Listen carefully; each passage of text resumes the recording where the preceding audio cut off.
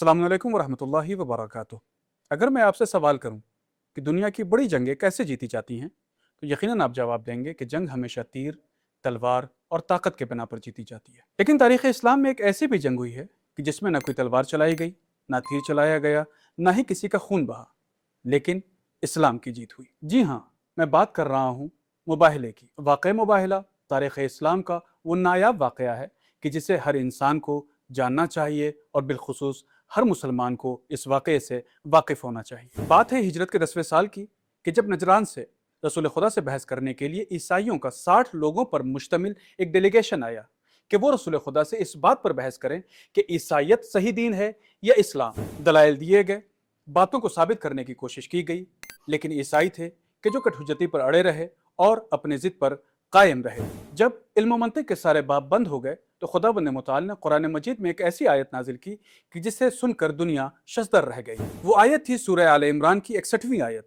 कि जिसमें खुदावंद मुताल ने रसूल खुदा को हुक्म दिया कि ऐ मेरे रसूल, आप उन लोगों से कह दीजिए, तुम अपने बेटों को लाओ, हम अपने बेटों को लाए, तुम अपनी औरतों को लाओ, हम अपनी औरतों को लाएं, तुम अपने नफ्सों को लाओ और हम अपने नफ्सों को लाएं, और मिलकर झूठों पर खुदा की लानत करें। यह कोई आम चैलेंज नहीं था, बल्कि यह चैलेंज वो अजीम चैलेंज था कि जिसमें अपनों की कुर्बानी देनी थी, यानी अपने बेटों की कुर्बानी, अपनी औरतों की कुर्बानी और अपने नफ्स की कुर्बानी। और मुबाहले का मतलब ही यही है कि आमने सामने खड़े होकर झूठों पर खुदा के अजाब की बद्दुआ करना। ईसाइयों के सबसे बड़े पादरी अबू हरेसा ने अपने लोगों को उसी रात बुलाया और एक जुमला कहा।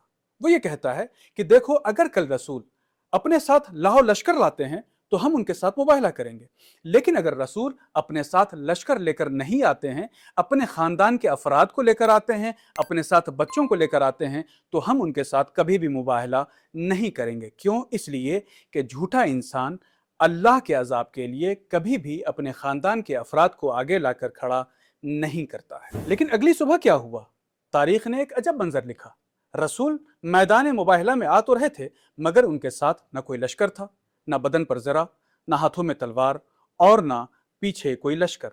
रसूल के गोद में इमाम हुसैन थे, रसूल के हाथ में इमाम हसन का हाथ था, रसूल के पुष्ट पर जनाब सैयद आलम जनाब फातिमा ज़हरा सलामुल्लाह अलैहा कदम बढ़ा रही थी और उनके पीछे इमाम अली अलैहिस्सलातु वस्सलाम रास्ता चल रहे थे। जैसे ही अबू हारिसा ने देखा कि रसूल के पीछे कोई लश्कर नहीं बल्कि उनके खानदान के अफराद हैं, तो उसने फौरन अपने लोगों को आवाज देकर कहा कि देखो, कभी भी मुबाहला ना करना। क्यों? इसलिए मैं ऐसे लोगों को देख रहा हूं कि अगर वो पहाड़ को हुक्म दे दें तो पहाड़ अपनी जगह से हिल जाए। अगर हम इनके साथ मुबाहला करेंगे तो यकीन मानो रुए जमीन पर हमारे मजहब का एक भी फर्द बाकी नहीं रहेगा। खैर, ईसाइयों ने घुटने टेक दिए, सुलह की और जिजिया देने का वादा किया, और यहां से जीत होती है इस्लाम की, यानी इलाही दीन, वो दीन कि जिस दीन को जिब्राइल के जरिए से खुदा ने कल्बे पैगंबर पर नाजिल किया था। और यही से ये दिन बनता है ईद का दिन, ईद मुबाहला, यानी इस्लाम की जीत का जश्न। अजीजों, इस वाक़े से दो बातें साबित होती हैं। सबसे पहली बात, इस्लाम की सच्चाई। क्यों? इसलिए कि जिस तरीके से उस पादरी ने कहा था, कभी भी झूठा इंसान अपने बच्चों को अजाब इलाही के लिए लाकर खड़ा नहीं करता।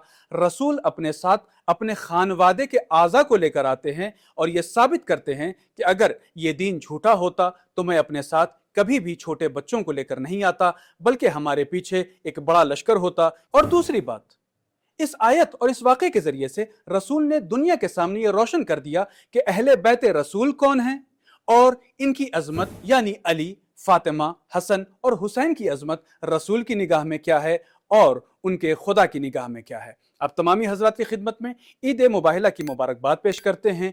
ईद मुबाहला यानी झूठ पर सच्चाई की जीत।